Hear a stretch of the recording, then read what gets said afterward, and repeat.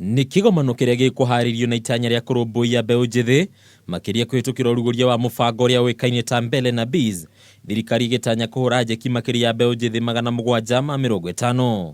Kuringana na minista wa wira wa muingi na mbeu njithi Professor Margaret Kobia, thutha uruguria wa ucindano uyu amwe a mbeu njithi mekuguneka na kigina kia nginyagia ciringi 900 o mundu, guku na kuangi makigunika na kigina gia ciringi mirioni 3.6 niguo gwikuria kiwonjoria.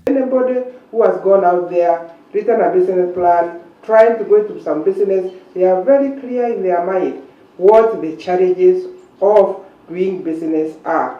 And one of those challenges through research is access to finance. All those agencies are available to support the applicants throughout the process, and they are available to guide where required.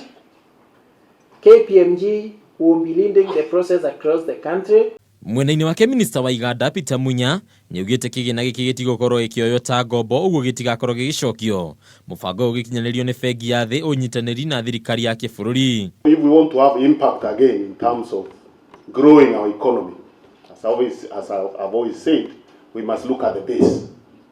The base of the economy is the small, micro and medium enterprises. That's where we need to do a lot of work so that when the base is very strong, then the pyramid becomes very strong. This goes a long way to support government initiative where giving finances, and I'm sure they also be given business development services so that they can grow their business.